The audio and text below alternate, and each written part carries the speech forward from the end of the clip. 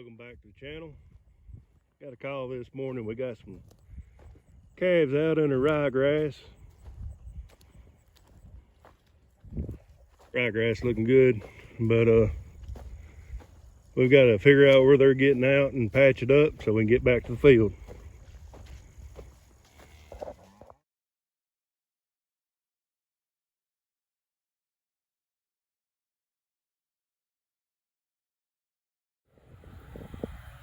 Well, we got the fence mended, and so we got that taken care of, and Dad's over there running. I think we jump on the grain cart, and Mickey's gonna get this loaded for him, and he's going to haul some sawdust for himself. So he's gonna get that off tomorrow, and so let's get to work. Well, we got a game of grain cart bingo going on right now, and if you don't know what that is, the grain cart goes where the combine, where you think the combine is, and the combine ain't there, and then you just, I don't know. It is what it is.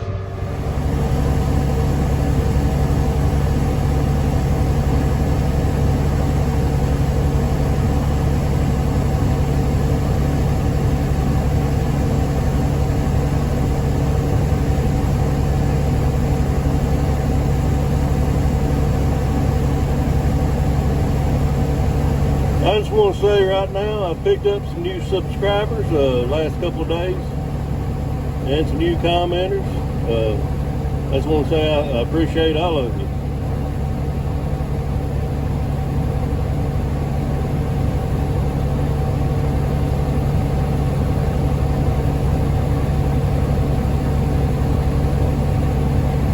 I already had a little bit on this cart.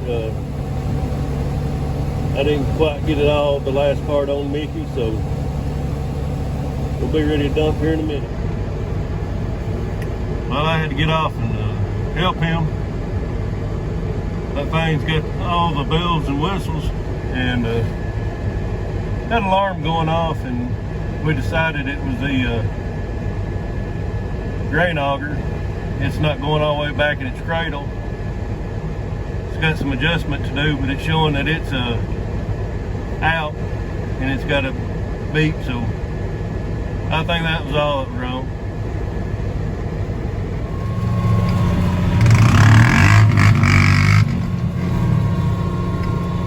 I don't know if you can hear it or not, but that dang four-wheeler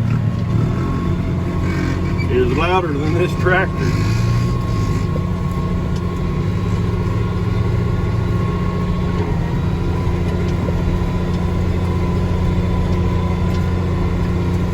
Well, I'm coming in hot.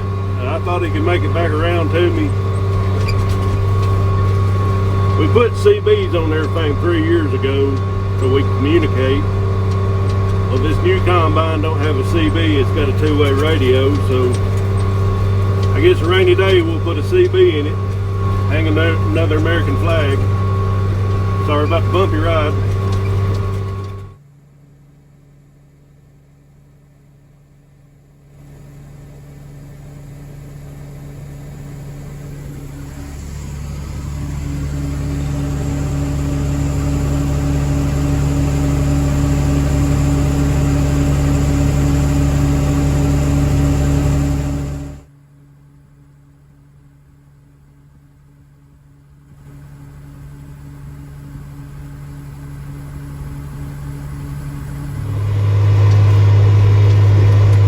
At the top of the hoppers up there on the extensions, he's got a pretty good bubble going on.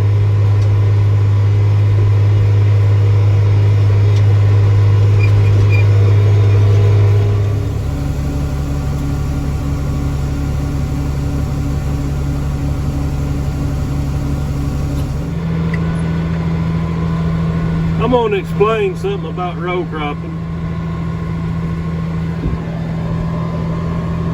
That's where you want to head in with your corn headers in between the rows. So why is he running across them? Well, we've planted 24 rows, 2 passes with a 12-row planter, so we can turn around. It gives us enough room with the planter to turn around, with the sprayer to turn around, and with the combine to turn around. So we're just now just doing all the end rows. That's the reason why we do it. Watch them, he will turn into the rows. And the good rule of thumb is, unless you got some excellent guidance on your planter tractor, if you run, got a 6-row corn header, your planter needs to be divided by 6. So it either needs to be 6, 12, or 24. So if you run a 8-row header or a 4-row header, your planter needs to be 8-row, 16-row, and you can do 24 with it. And also, the planter has to do with the width, and your header's got to match the width of the rows. I myself plant everything on 30-inch rows. So them corn stalks down there in rows, if you can see it, I don't think you can, are 30 inches apart. Some people goes 38 inches apart. Some people goes 40 inches apart. And a lot of people does soybeans on 15-inch rows. There's all kinds of ways to do it.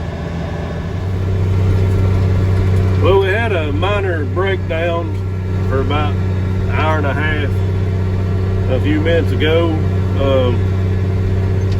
One of the safety switches on the auger, the unloading auger, went bad. We couldn't swing out the auger.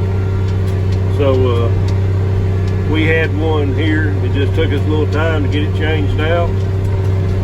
So we'll talk to you in a bit. I want to explain a few things about how I unload on a truck, grain buggy. Stop right here.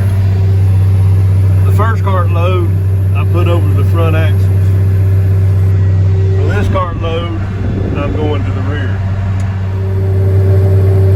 The whole purpose of this is to put the loads over the axle as much as you can. Now I can watch with my camera and know when to back up. So now can you see that I've got it over the axles? I've still got a little bit more I can put in the middle, but we want most of the weight over the axles. This new combine has got a longer auger, so you can run a longer header or wider header and beans and wheat and small grain. But we've been having a hard time getting used to it on the judge and I. Most of us get off on the distance.